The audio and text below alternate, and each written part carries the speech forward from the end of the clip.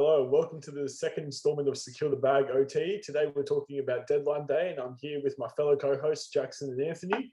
So to start things off, we're going to talk about one Premier League transfer and one non-Premier League transfer that we really like. So I can get Jackson to start that off if that's possible. Oh, absolutely, Matt. First, I'd like to clarify, that is not Anthony. That is Statman Donda. He's our special guest today. Statman Donda, he's here to bring us all the info, all the money. Yep. You've got an album you need to promote. It's in your contract. Yeah. Yeah, it's just my best friend Kanye's new album, Donda. So. Yep, that's good to see. Yeah, it's in your contract, you know. It's pretty bad. Yes, yeah, I have to do it. Hit us up, Kanye. Sponsorship. Yep.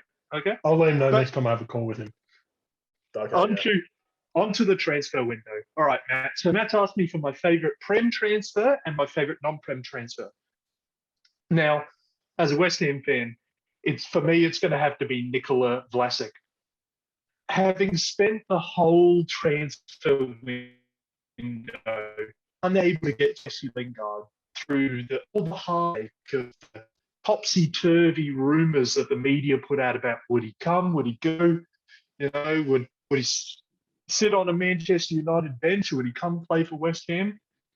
And we said, fuck that, we'll get someone 5 years younger, someone who's way more prolific, and someone who's got Premier League experience, just for a little more. Like, we paid 30 million plus 8 million in add-ons, I think was the total cost, and it's only a little bit more than Lingard, like for a 28-year-old, and he's only 23. It's an incredible signing, and I think if it hadn't happened, I would be really concerned about how this season would go.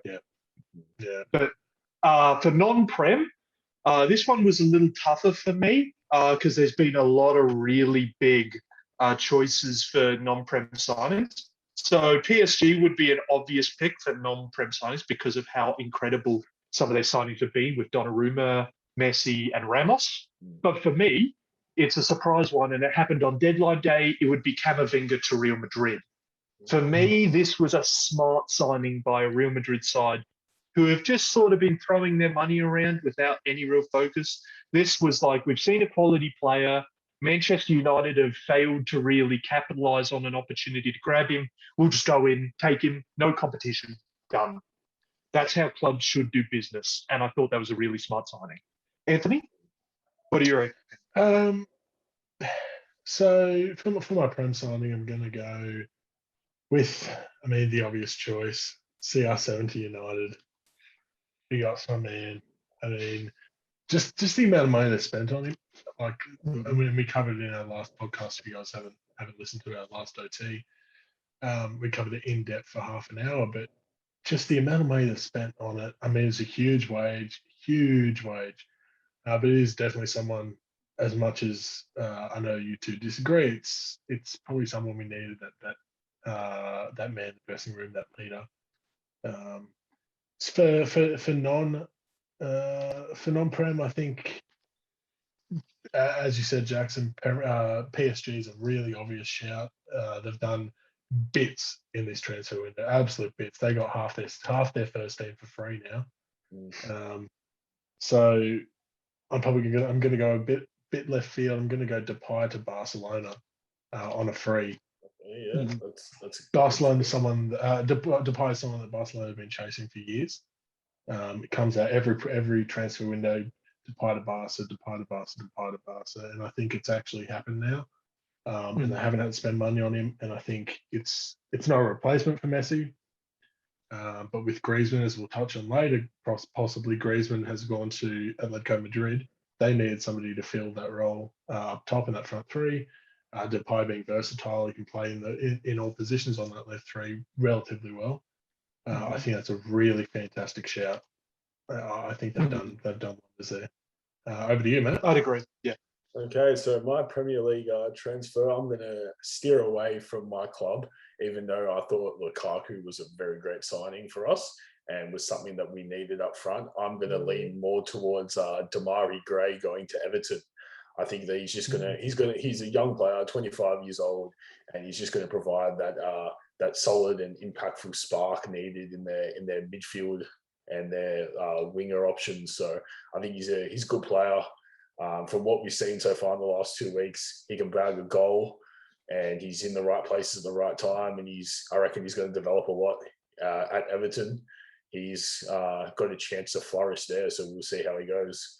And my non-Premier League signing, I'm going to go. I mean, this can't be overlooked. I know you guys said it before, PSG. A lot of players got taken to frees there, but I mean, you can't overlook Donnarumma on a free to PSG. I mean, the best goalkeeper in the world at the moment. Help Italy to, I think it was a 36, 37 win streak at the moment, unbeaten streak. So, yeah, best keeper in the world, in my opinion, and they got a steal for getting him for free. Crazy. Yeah, I agree. It's interesting. It's interesting. You brought up Gray to Everton because they also pulled in Salman Rondon to link up with Rafa for the third time. So I think that's going to be a really interesting dynamic if he actually does start. And let's say Calvert-Lewin gets injured, it's going to be a really interesting dynamic to see how many goals and assists those two can bring together. Yeah, exactly. Absolutely. Yeah, I agree. Yeah. All right. Well, there you go. They've definitely been what we consider the most interesting deals. But you know what? For all of our clubs, West Ham, Manchester United, Chelsea, Everton, none of them were the highest spenders. I think we have to talk about Arsenal, boys. Having spent the most amount of money by any club in the Premier League this transfer window. I think we might have lost Jackson there. So we might have lost Jackson there. Anyway, I'll pick up while those technical difficulties get sorted out. I'll pick up, and I think Arsenal. The point he was trying to make is Arsenal have spent a ridiculous amount of money on a lot of B squad players for a lot of other teams, basically. So you've got the likes of Ben White, who completed his move for an unbelievable amount of money, 50 mil. You've got players such as Erdegaard that have gone over as well, 30 mil. So there's 80 mil easily. Ramsdale as well, 24 mil from Sheffield. Tavares and Sambi as well. So, and they've really only offloaded a few key players like David Luiz, Joe Willock, and Hector Bellerin. And William as well. And William, of course, yes. Yeah. But I think we can't forget William. No, I think their club is in shambles at the moment, and they needed this transfer window to kind of push them along, push them across the line. Because it looks like if they keep playing the way they are and they don't get rid of Arteta, I think they actually could get relegated, which is unbelievable.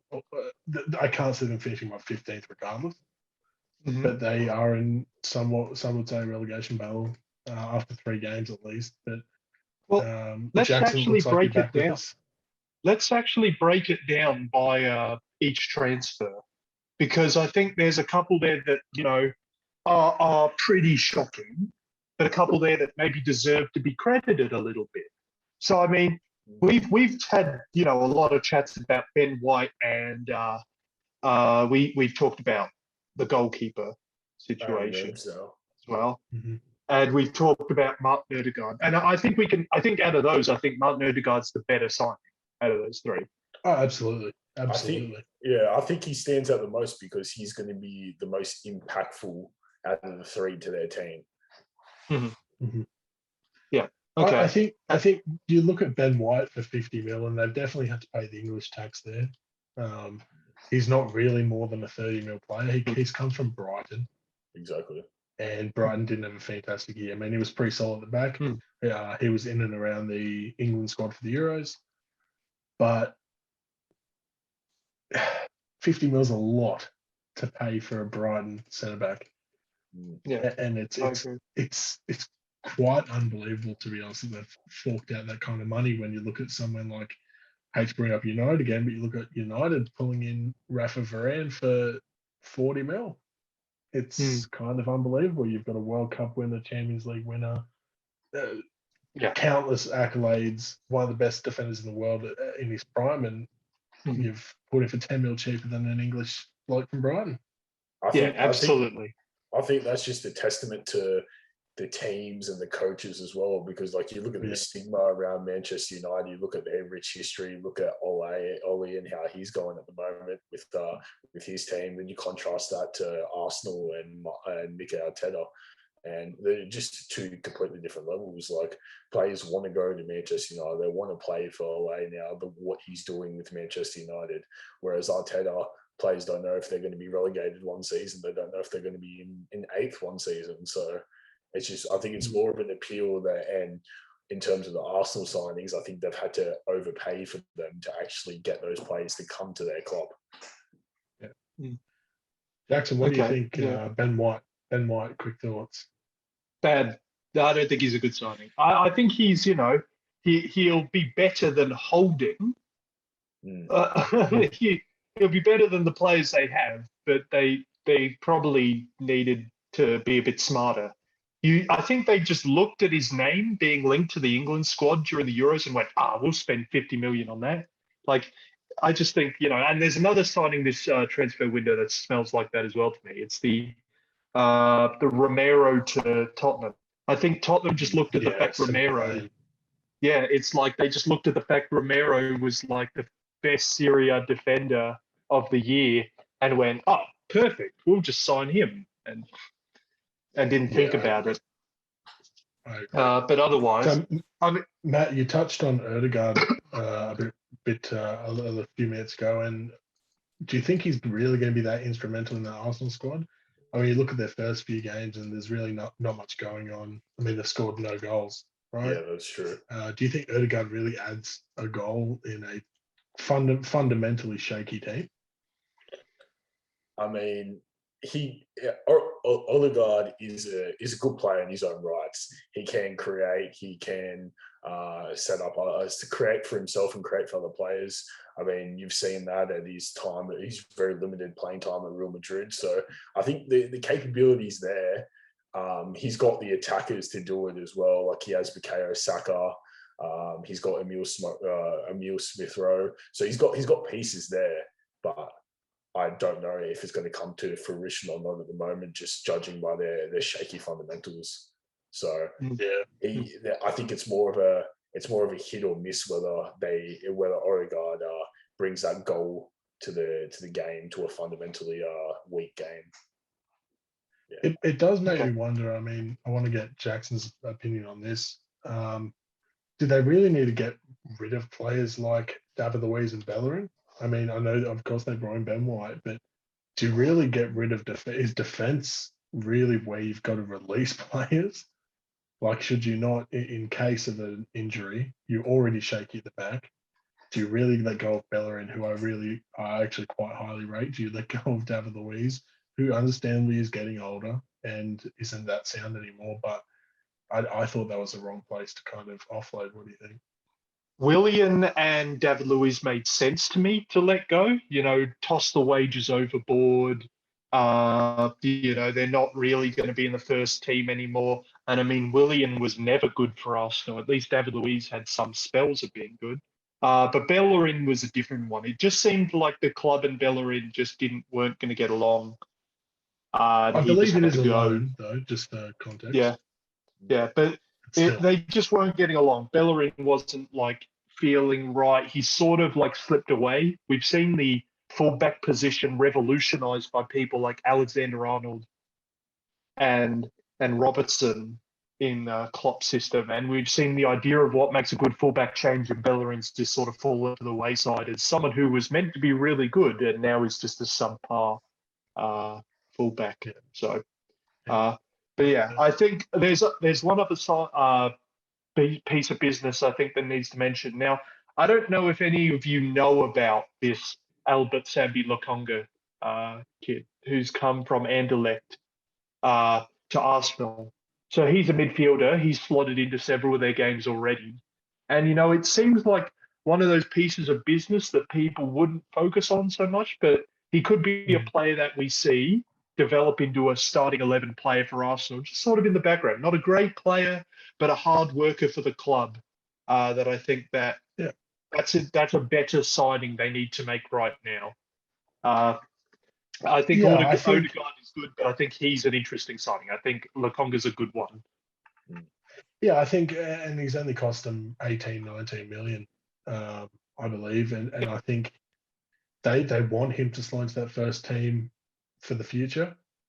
Again, he's only 21, so he's got a lot of time to grow. But you've got Guendouzi, he left for Marseille. Ceballos returned to Madrid. Lucas Torreira, they thought was going to leave. I don't believe he's left.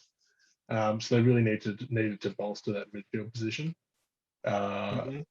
And I think he usually predominantly plays on the right side of a 4-3-3. So I think he's going to be he's really going to be deployed as kind of a defensive player, which is kind of what they needed, right? With losing Guendouzi and Ceballos. So I actually think it's a good signing. I think it's one of their better signings for the price they paid. Yeah, I easy enough. Yeah. All right. Well, we've covered Arsenal. And before we move on to the big debate that we're having as part of this one, I'd just like to have a quick word about West Ham. Now, I mean, I'll fill you guys in on the sort of rumours and the sort of the atmosphere behind this transfer window for us.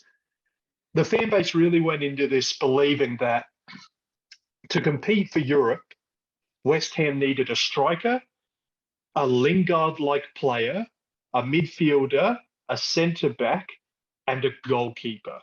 So one of every position, essentially. Yeah, basically. Yeah. We needed depth because of Europe, we didn't think we could cope. And, we had very little depth. We've only got 2 left. We've only got Antonio at striker, and we need a creative player like Lingard. It was as simple as that. We needed players all over the park to compete. We spent all but 1 week in the transfer window with just the goalkeeper, Areola. And then in the last week, yeah, that's go. But in the very last week of the transfer window, we went and got Nikola Vlasic, Alex Krull, and Kurt Zuma.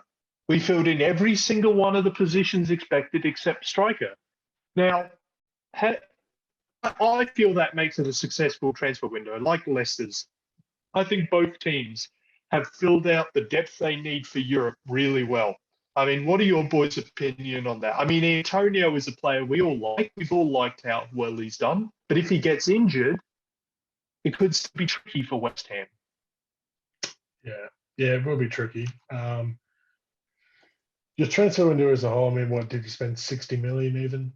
I think you spent about 30 on Zoom, about 25 on Vlasic, and maybe 2 mil on Dawson. I think Krull was a loan. Areola was a loan. I think the total spending adds up to about 7. I think the total about 70 million. Yeah, that's not too bad. I mean, you offloaded Felipe Anderson, which I thought was quite odd. Big wages, though. At all.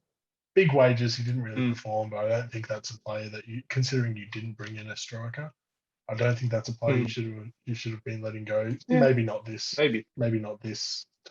This transfer window, especially not for 2.7 mil. I think Kurt Zuma is a really good squad player for you. I think. Yeah. If he's not in the starting 11, he's the first name on the bench. I think he provides some depth, and I think he's got a lot of experience in the Premier League now, which makes him a really viable option. Areola has been everywhere under the sun. I mean, obviously PSG. He spent a bit of time in Spain. Real Madrid, Villarreal.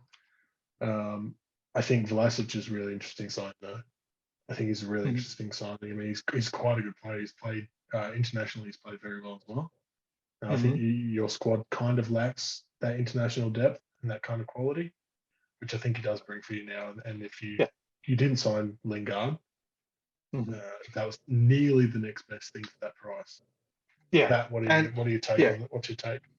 I mean, you've really said all of what my take is, so I'm not gonna bother speaking any more onto it because I'm just gonna be repeating what Anthony said. But yeah, I totally agree with all of Anthony's statements on West Ham. Do you think it was successful? Their transfer window. Yeah. I believe it was very successful for West Ham. Their transfer window. I mean, like Jackson said, they've got pretty much all the positions they want. So. If I were to rate them, I'd rate them maybe about a B or a B plus, just because they don't really have that backup striker. If Antonio goes down, he's their main goal scorer at the moment. I mean, you start to lose your attacking prowess then. Yeah. Other than that, I think it's been a very successful transfer window for them. You can set up either Benrahma or Vlasic to maybe move into striker. They both have that sort of goal scoring talent, and I think that's the backup plan when Antonio does get injured, because it'll happen. And just on Anthony's point about, was Felipe Anderson someone to move on? And I agree with, we don't want to give up these players in depth. But some of the rumors flying around and some of the news was that David Moyes wasn't allowed to spend more than 50 million unless he got some of the big earners out. So they were talking about Felipe Anderson and Yarmolenko being big earners who just weren't really playing and were just sort of eating up wages and money at the club. Yeah. So, okay. No, that makes a lot of sense. Yeah. Yeah. And that leaves us with the big debate. But where both Matt and Anthony have a stake in this one. And the question on all our minds is, did Chelsea or Manchester United have a better transfer window? Who wants to start, lads? Go on, Matt. Take it away. Okay, so I don't know Anthony's opinion on this. I know Manchester United had a very good transfer window. Got Jadon Sancho, Varane, Ronaldo, and Tom Heaton as well, which I do have some opinions that some of those players weren't really needed to their team, i.e. Ronaldo, but I mean, they got him, so it's a good signing for them. I think with their young players like Rashford and Greenwood, I don't think Ronaldo was really needed to put into their lineup, but I guess having some veteran talent there might be able to help those young guys improve. But I do believe Chelsea has had a better transfer window than Man United, typically because we've got what we wanted in a striker, Romelu Lukaku. We've got a good defensive midfielder in Saul Niguez, and we've offloaded a lot of our unwanted talent, I guess you could say, or some guys that were taking up some cap space for us in Tomori, Victor Moses, Olivier Giroud, Gui, Zabacosta, Kurt Zuma, and to unfortunately see him go, Tammy Abraham. So I think we got some money off the books and we brought in what we needed to fit our squad for this year to hopefully project ourselves even further. So yeah, that's my I think it's really, really tough to see how United didn't have the better transfer window, in my opinion. And I mean, I do have a lot of bias, but I think the spending pretty much the same amount of money as Arsenal, we've gotten Sancho, Varane, Ronaldo. Like you said, the only thing that puts a massive dampen on this transfer window is not offloading more players. I think we really need to get players like Tony Marshall off the books, huge wage, not needed, surplus, tenfold surplus, right? Yep. I think we need to get rid of Lingard. He should have gone to you guys. I think we should have gotten rid of a few players like Eric Bailly, who I love, by the way. Absolutely love Eric Bailly, but I think he should have been off the books. I mean, it's a bit tough that we lost Tuanzebe to loan. Yep. But we could have sold Eric Bailly and kept Tuanzebe. I just want to. And would have done the same thing. I just want to jump. Oh, go on. I just want to jump in and add also Fred as well, in my opinion, because I mean he's been just based on the last couple of games, he's been playing terrible for you guys. He almost lost you a game away against Wolves. So if it wasn't, he almost was responsible for 3 goals. Yeah, if not more. It could have, and that was within the first half. Exactly. I think we did the right thing in getting rid of Dan James. I think it should have been a loan personally, but we did good to get him off the books. Best of luck to him, but I think the incomings are better than Chelsea's. Maybe the outgoings, I think Chelsea played a little bit smarter. It was really smart to get players like Kurt Zuma and Zappacosta and Tomori off the books, but I think Sal was surplus to requirements. I think you're talking, and I know Matt loves to bring it up, but Jorginho is touted as probably going to win. He's probably going to win the best player in Europe, right? And Kante is the number 2. But let me say this, Anthony. So what makes Sol unique is, yes, we know him as a defensive midfielder and he can play central, but what sets him apart is he scores goals. He's got a decentish goal scoring record for a centre midfielder, defensive midfielder. So how I view it is not competition with Kante or Jorginho, but I view Sol as like, back up for them, but an upgrade on Kovacic. Yeah, that's what I was going to. Yeah, I was going to say there's Kovacic, but do you need 5 or 6 different midfielders in your squad? If you're going to go win the league, I think it's good. I think it's an upgrade on.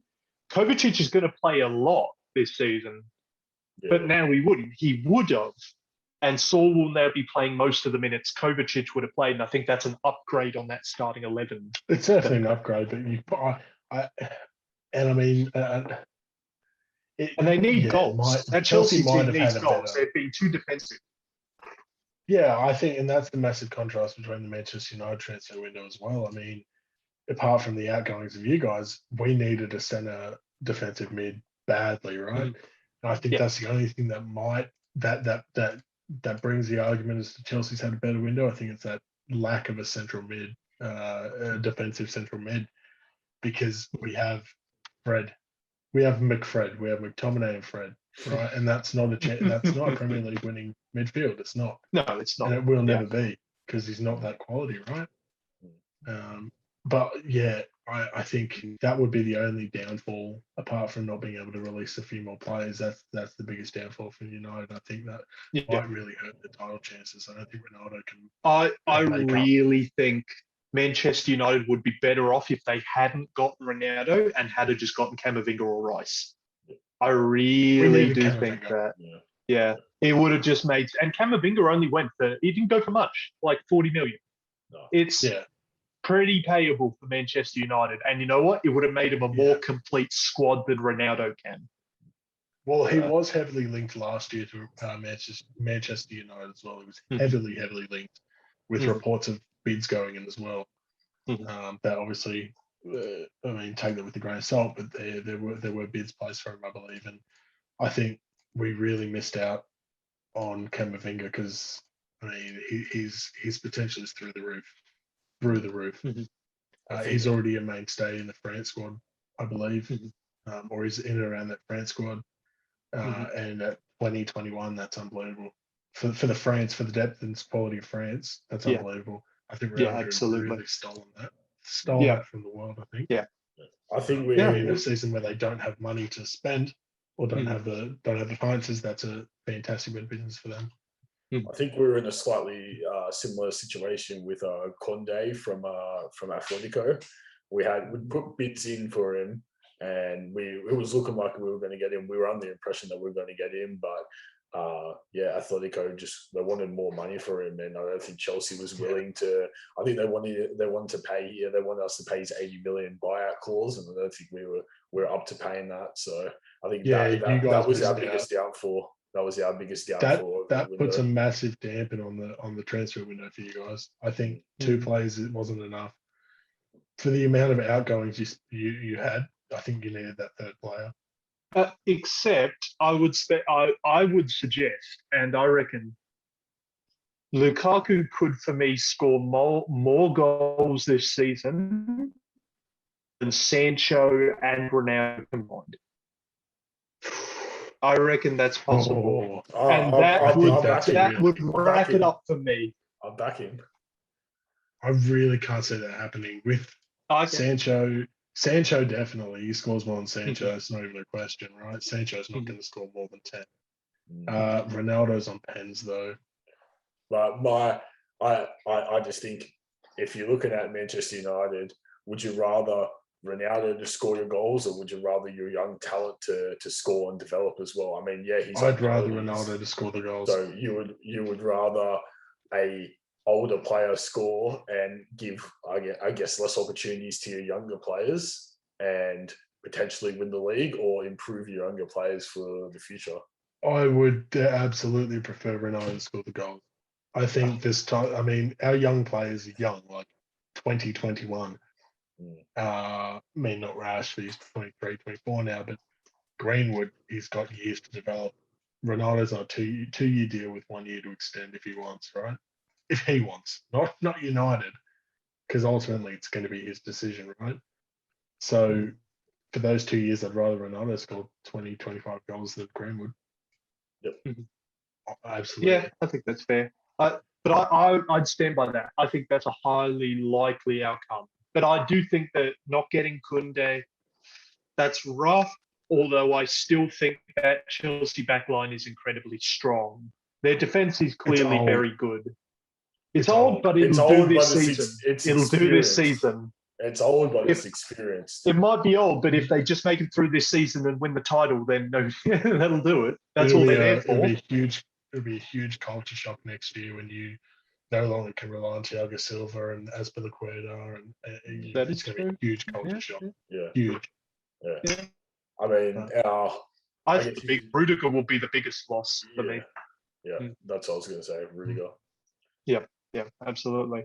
And that's bringing us close to time, but we've got a special little section to do here at the end. Yes, we do. So today we are doing EPL hit or miss. So first, we're going to each be given 5 transfers that have happened in the EPL, and I'm going to ask you hit or miss, and you're going to say hit or miss for each. Yep. So Matt, I'll do you. Okay. What do you want? Do you want to, Anthony? Who do you want to list out the names for?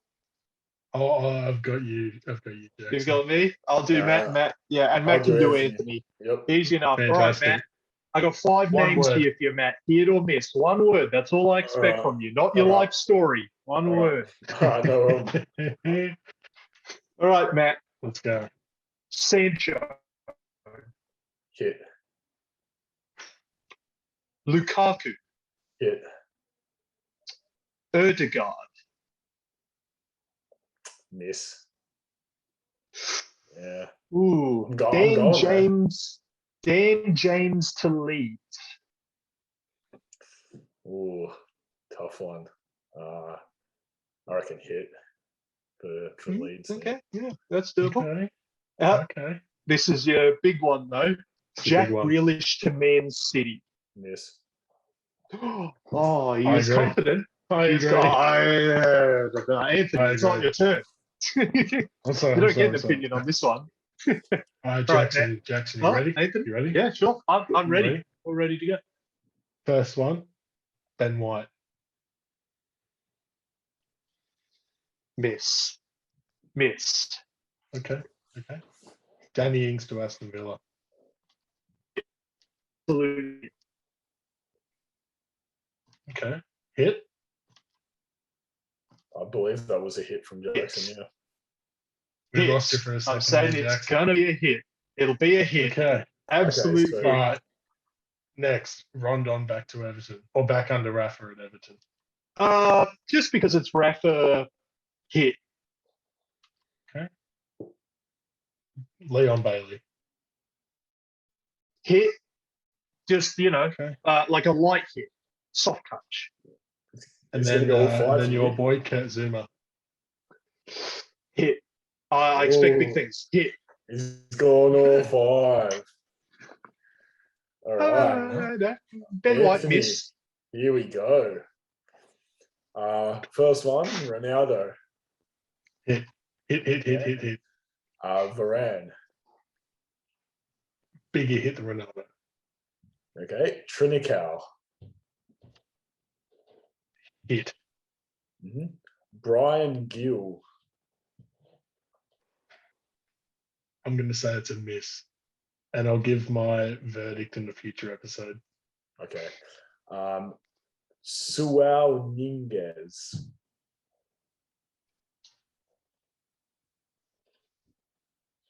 That's a miss. You didn't need it. That's a miss. Okay. Oh, there's some controversial ones there, absolutely. And we'll have to wait to see how they perform to, give a full verdict, full judgment. So Matt, do you want to give Let us us know our in the intro, comments. outro out? No worries. So thanks everyone for watching Secure the Bags second OT installment. I've been Matt. This is my co-host Jackson and Anthony. Thanks for watching our video. Really appreciate it if you guys like and subscribe the video and follow us on our social media. Links will be down in the description. Thanks everyone. Catches.